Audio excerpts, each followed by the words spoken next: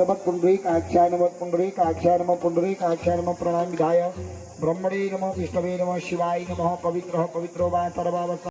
देखा होगा कि मत कथा वाचनम नित्यम, जहाँ मेरी कथा का वाचन होता है, मत कथा श्रवणे रकम, जहाँ मेरी कथा का श्रवण में मनुष्य लोग रति है उनको श्रवण करने में, और मत कथा प्रीति मनसम, जो मेरी कथा को जो है मन में रख लेता है या मेरी कथा का सुनने का जो बड़ा शौकीन है, तो ना हम पक्षामी तन्नरम, ऐसे पुरुष को मैं कभी छोड़ता नहीं हूँ। वो मेरा प्राण है और हर समय मैं उस पुरुष को अपने हृदय का ही रखता हूँ। यत्र यत्र भवेत् पुण्यम शास्त्रम भागवतम कलौ तत्र तत्र सहम भवामी सह। जहाँ जहाँ यह भागवत होती है, भगवान कहते हैं वहाँ मैं सदा जो है त्रिदय सहित सभी देवताओं के सहित उस मंडप में, उसके चारों ओर सभी देवताओं के सहित नित्य निवास करता हूँ। सभी उत्सवों में भागवत मेरा परम उत्सव है। तो कहते हैं वो भूमि पुण्य हो जाती है जिस भूमि में भागवत की कथा होती है। वह घर धन्य है जिस घर में भागवत की कथा होती है।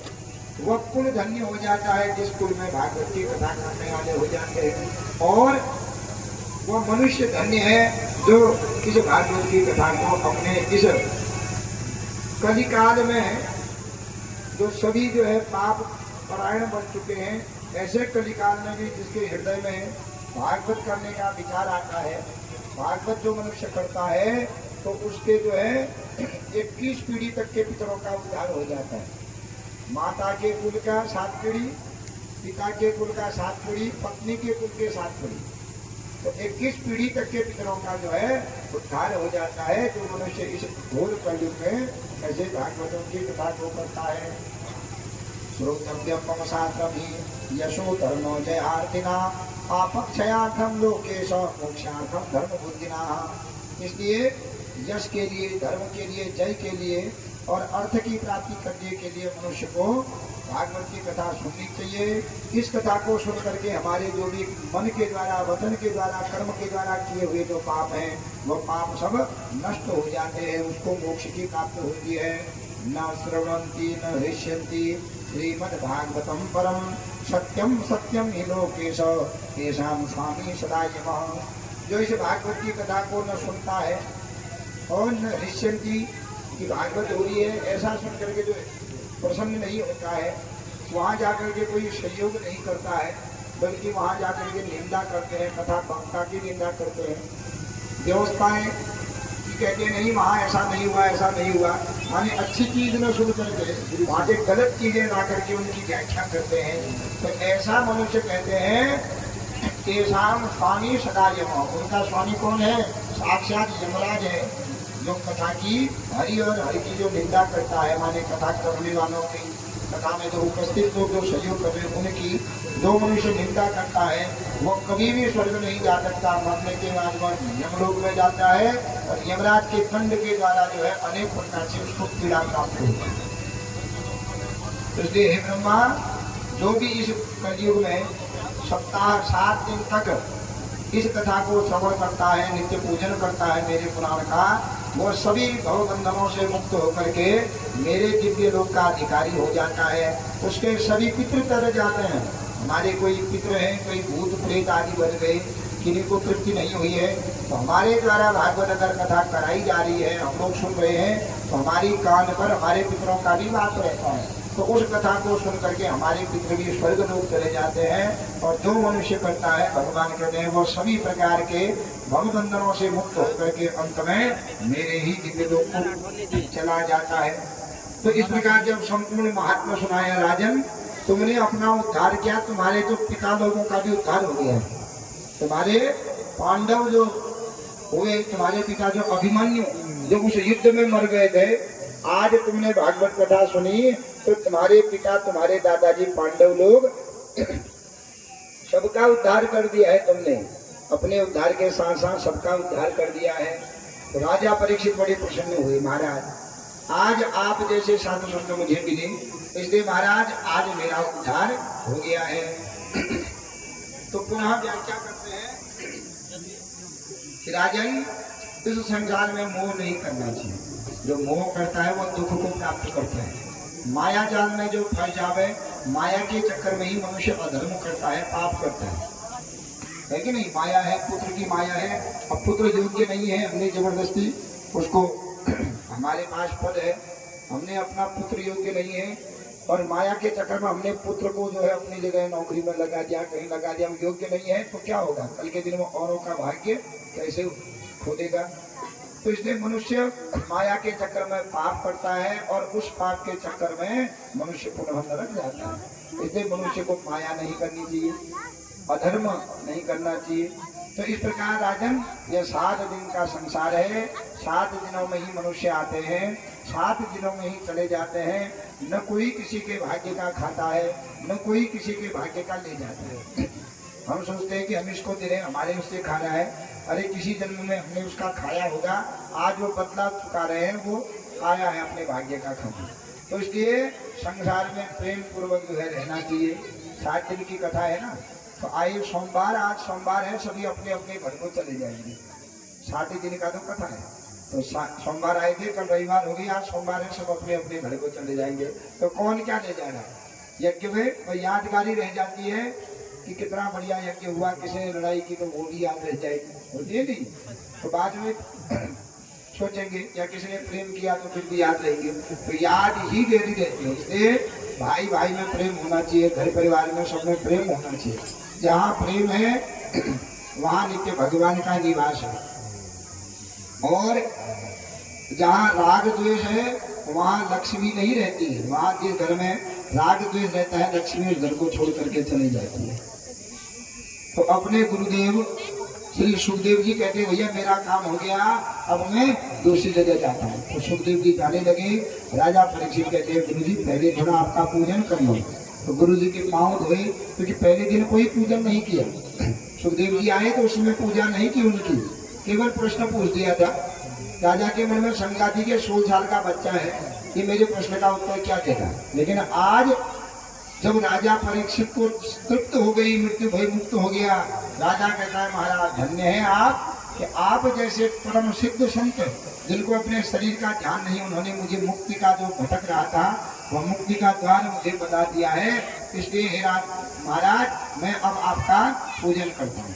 तो सुखदेव जी के पाँव धोए, उनको तिलक लगाया और माला आदि जो भी जी पहना करके सुखदेव जी का पूजन कर रहे हैं। तो और गुरु जी की स्तुति कर रहे हैं। हम लोग भी भगवान सुखदेव का स्मरण करें। तो कहते हैं कि हरि की कथा सुनाने वाले, प्रभु कथा सुनाने वाले, प्रभु कथा सुनाने वाले,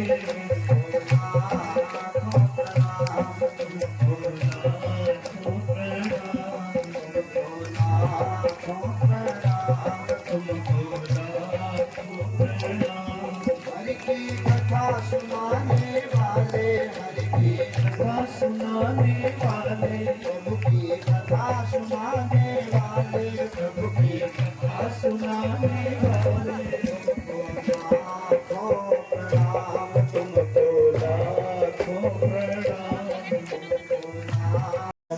अष्टोदशवीरगं सर्वगणगं जतै आत्मशनि प्रजा शनि पशुशनि शनि भय शनि अग्नि प्रजा बहुला में करुणं पयोरे तुलस्मा सुगन्धः हरि ओम चंद्रमा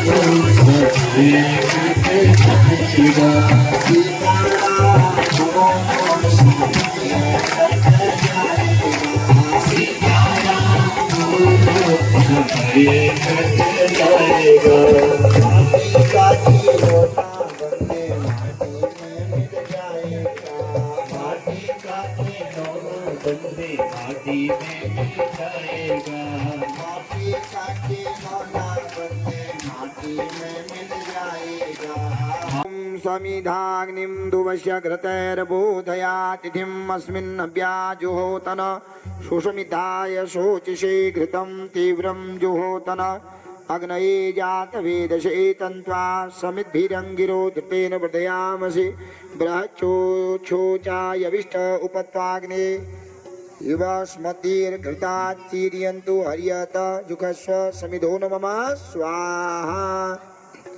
ततो दक्षिण हस्तचुलुकेन पवित्रेण दक्षिण हस्तचुलुकेन जलं गृहीत्वा अग्नि ईशानादि उत्तरपर्यन्तं परिषिञ्च।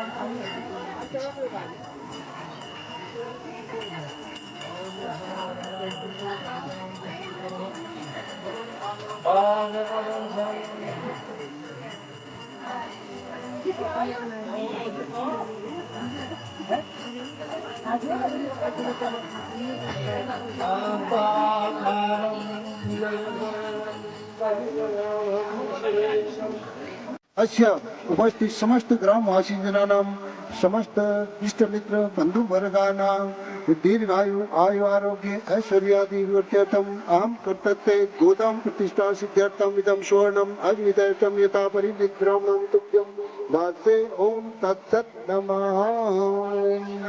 तथा च भूषी नाम्नि दक्षिणं ब्राह्मणाय दासे ओम तत्सत् नमः।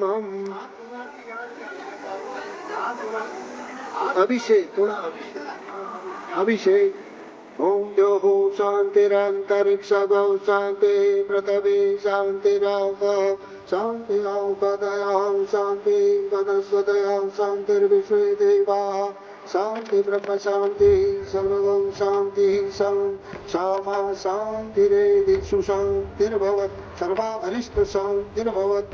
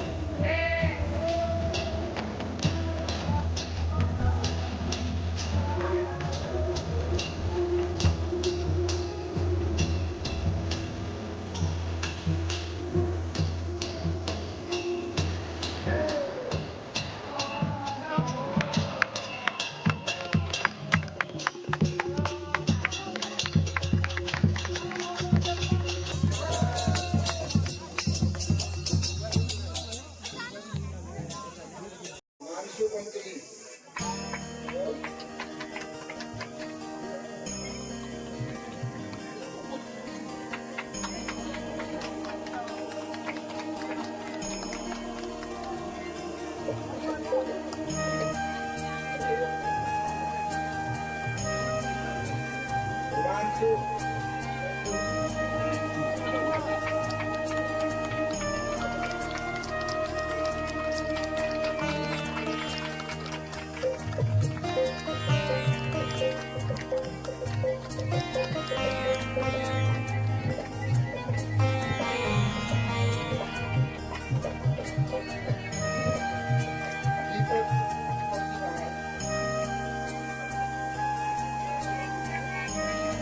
दीपक जी